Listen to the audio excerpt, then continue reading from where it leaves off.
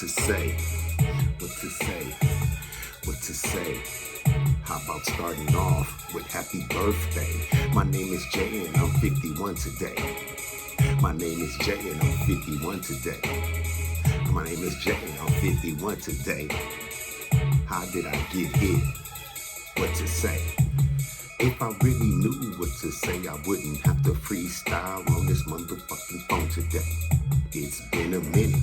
I don't know who's in it. This is what I'm trying to say. Can you get up in it? I'm coming off of the dome from the phone, chilling in my motherfucking home studio. What you know? Where you been? Who you been with, yo? Who do you sing? If I'm really gonna rap for y'all today, I'm gonna try to spit the real in what I say. If it's time to get to YouTube, I'm gonna try to win a few. Become a Jew like the Bible said that Jesus did. Do I really wanna follow what Jesus did? I lost a wife, I lost a kid. But did I really lose? Is it really what I did or what I said or how I really got down? Is she really in love? Do they wanna be down? Do they wish that they could rap like me? Wish that they could be like me? Wish that they could motherfucking join the army? Maybe not, maybe so. I don't really know, but we gon' get to this. And in the intro, we gon' start a new podcast concept. We gon' make sure we can pay off the debt. Try to move forward, try to get it going, get it cracking, get it popping, whatever they saying and knowing. If that's how we doing it, let's go. Let's go, y'all. I said let's go. Good morning, afternoon, evening, depending on where you are and what time you're viewing this video. This is the Relationship Narcissist podcast with the lyricist Jay Frazier, aka the team chaplain. And first things first, we're gonna get some house cleaning out the way. Proverbial, I guess, house cleaning. And we want to clear the air, make sure everybody understands a little bit about the platform you're on, who you're talking to, what he's talking about, and why, if we can get there, this video may have come across your algorithm, or why you may be led to see or hear what I am talking about. First things first, y'all, I am 51. So a lot of the values and morals and standards and codes that I was raised on and how I think and how I live, it's not the norm anymore. I'm what they call the last of a dying breed. I want you guys to visualize the cartoon, the Jetsons, and then visualize the cartoon, the Flintstones, and imagine Fred Flintstone just popping up and getting dropped into the Jetsons household and world and having to get along. I'm still driving a manual transmission in a world where cars are flying. Have y'all seen that Cybertruck that's going around? You got those. And then here I am in a 6-speed manual transmission, still using a clutch.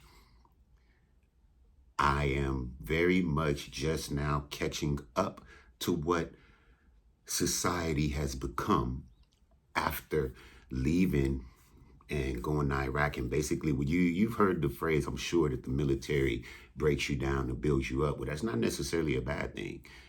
You have heard that they program us, and that's not necessarily a bad thing when you've been programmed by the hood, when you've been programmed by the ghetto, when you've been programmed by the crack epidemic, when you've been programmed by the East Coast, West Coast beef, when you've been programmed by butthurt mamas and scorned women, when you've been programmed by the things that maybe some of us have been programmed by, being reprogrammed with loyalty, duty, respect, selfless service, honor, integrity, personal courage, being reprogrammed with always place the mission first, never accept defeat, never quit, never leave a fallen comrade. Some things it's good to be reprogrammed with, in my opinion and through my experience. That being said, a bit of housekeeping out the way. Welcome to the relationship narcissist. And we're going to make sure that we can define the word narcissist, because we want to make sure that we get a good idea of what we're talking about when we're talking about what exactly a narcissist is. Now, in order to get this right, we're going to pull out the glasses a little bit. And we're going to go to a website called, let's see, psychologytoday.com. This is an article from 2022, which states that the hallmarks of what is called narcissistic personality disorder are grandiosity, a lack of empathy for other people, and a need for admiration. People with this condition are frequently described as arrogant, self-centered, manipulative, and demanding. They may also have grandiose fantasies and may be convinced that they deserve special treatment. These characteristics typically begin in early adulthood and must be consistently evident in multiple contexts, such as at work and in relationships. People with NPD often try to associate with other people they believe are unique or gifted in some way, which can enhance their own self-esteem. They tend to seek excessive admiration and attention and have difficulty tolerating criticism or defeat. Although NPD is a difficult disorder to treat, therapy can help those with the condition develop their sense of self and their relationships. NPD refers to the diagnosable mental disorder, while the term narcissism is a trait that ranges in degree from person to person. Now, first I want to touch on the definition of a narcissist and the diagnosis that is narcissistic personality disorder. If in fact a person is a narcissist, it is my belief that they exhibit a trait that could lead to a diagnosis of narcissistic personality disorder, which in my belief is a mental disorder, an official mental diagnosis that should be addressed by therapy, professional help, not Facebook groups, not friendly advice, not talking to somebody getting hair. If you actually think someone, you or yourself, has narcissistic personality disorder, you, my friend, my beloved, have a mental illness and should seek therapy and treatment. If in fact we are talking about someone who exhibits narcissistic traits, you could very well be talking about somebody who's destined to be one of the leaders in your community or in this world. I believe that we're talking about multiple layers, and we're going to go into some of those layers.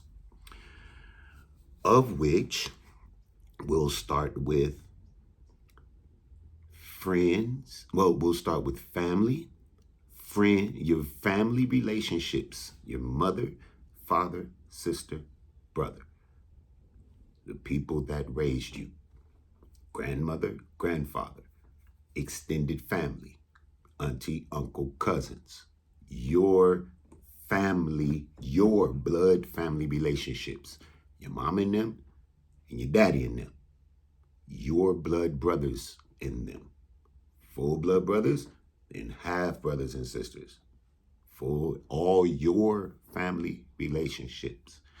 This is why this is the relationship narcissist, because we're going to talk about my very arrogant, self-centered, manipulative, and demanding opinions about relationships.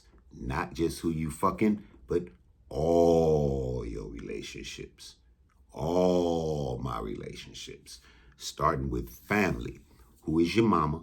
Who is your daddy? How did they get along? How did they raise you? Did they in fact raise you? Why didn't they? If they didn't, did your mama lie to you about who your daddy is? Did your daddy bail out on you, or did he leave to go be a better person for you?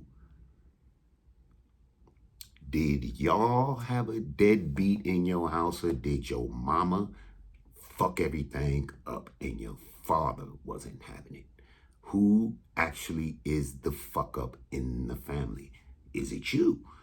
Who are your siblings and who did you learn from? Did you learn from a bunch of gangbanging, dope dealing motherfuckers who was destined to not be nothing in life?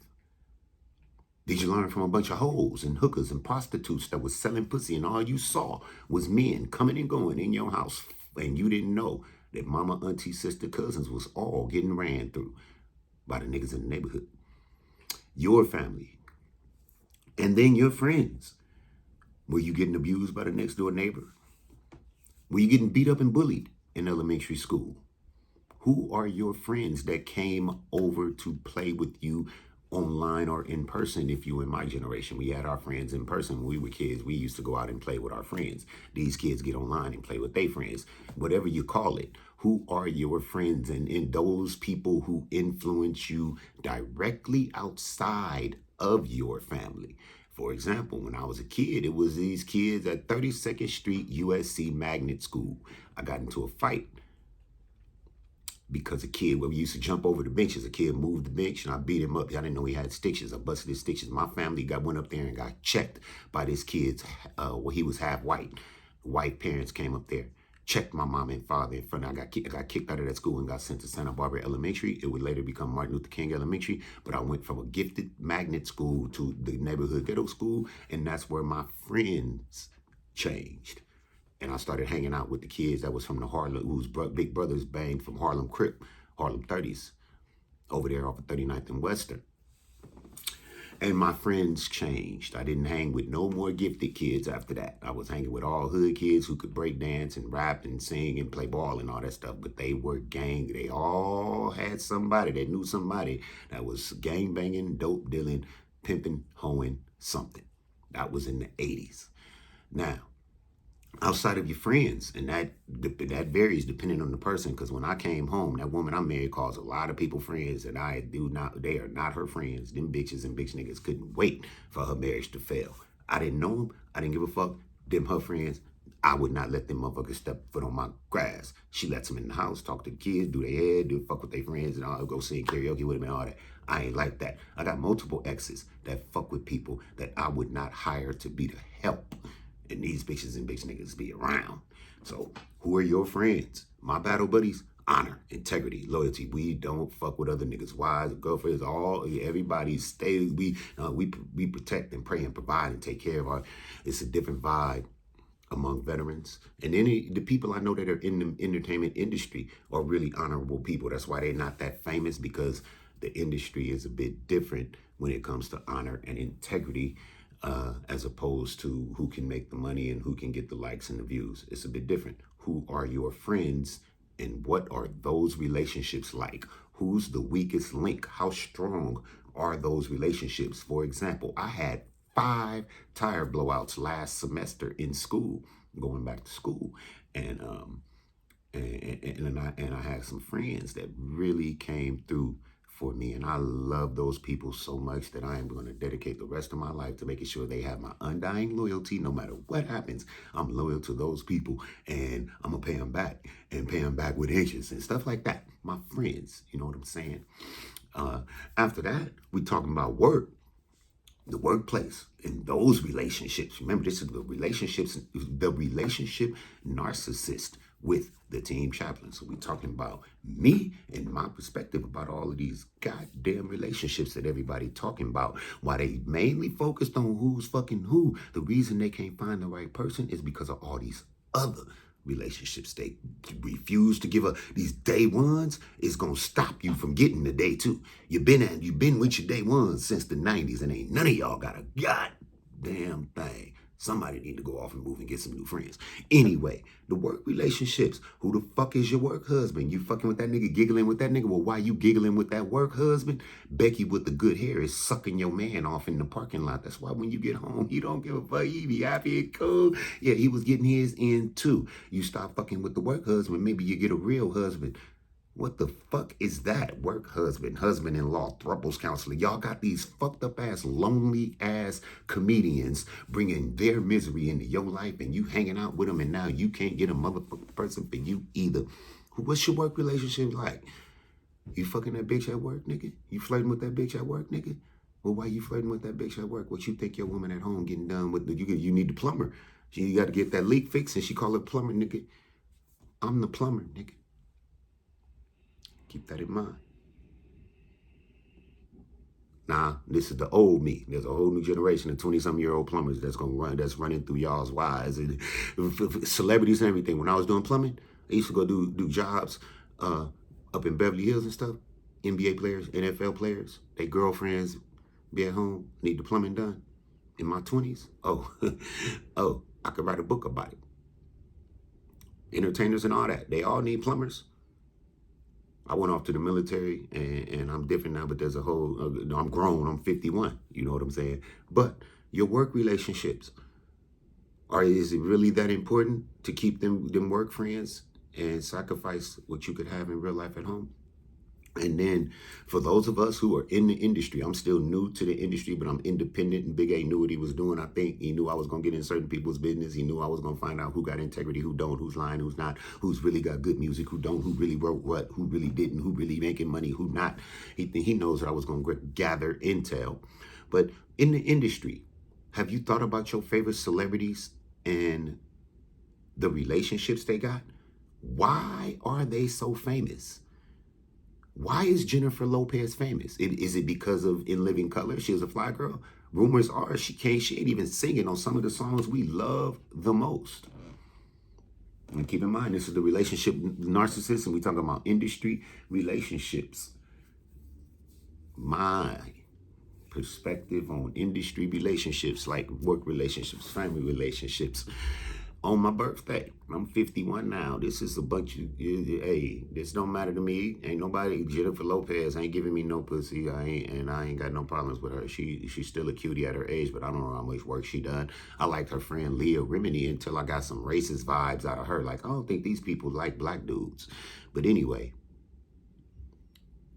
industry relationships. You ever wonder how Jennifer Lopez got to her level of fame and stardom, or how Beyonce, what relationships Beyonce's got, or how did all of this stuff happen? How did Diddy, Puffy, go from the dude that Pac was talking about to where you're at now? What is Jay-Z about? Everybody that came up to the top after Eazy and Pac died. What's up with those relationships? Who's this guy, Steve Stout? These are all guys that apparently these guys got the bank account balances and the lifestyle that I'm praying to God to bless the gospel rap ministry. I say, if it ain't gonna go God's way, I don't want it. If God don't bless it, I don't want it. That's what I say in my private prayer life. But the industry relationships, I'm proud of the industry relationships. I got the people I know who are in the industry. I'm proud of those relationships. I know some pretty cool people and some pretty sexy ladies. But, excuse me. The woman I married, she know all kind of motherfuckers trying to be famous. trying to be rich and famous, trying to be singers, trying to be comedians, trying to be rappers, all that. The little bit of attention I did get, I stumbled upon it and never even asked for it. I would have loved to be married and for me and my wife to have a girlfriend and maybe all of us be in the church, just kind of in the church. But that would, how much criticism would we have gotten? But I don't know if you know, I got kids with women that I think 100% are bisexual and going through struggling with their own little shit. I don't have that issue. I'll do whatever you want to do. I'm capable to do all of that. You want a monogamy or polygamy, whichever you want. But if you want monogamy, then you can't cheat on me with your daughters. You can't cheat on me with your daughter's friends. You can't cheat on me with your day ones. You can't cheat on me with your hair clients. All of that. All that time you spend is cheating on me. That time you spend away, trust me, Becky with the good hair, Consuela with the food truck making the carne asada for me. These women looking and they see everything you love and see about me, they see it too. And the spare time I get, that I wish you were there, you choose to not be there, you want to be with your daughters, do hair, whatever you want to do, I'm not going to sit and wait on you. That's like stupid to me to sit and wait on you. So no, I ain't going to be stupid.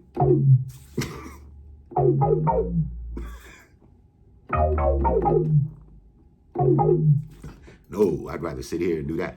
Anyway, y'all, my industry relationships. Who's your favorite celebrity? Kim Kardashian and Kris Jenner. Kris Jenner says she a squirter. At the same time, my wife was online telling people she don't wear panties. This is today's woman. I tell my daughters, don't you motherfucking dare. You look at your stepmama and you look at these celebrities. Don't you fucking dare. Don't you dare. I raised two little girls who, they didn't have cable TV when they met me. I can't got them girls cable TV in the Bad Girls Club played in my fucking home every day. So I was in the room watching The Secret every day.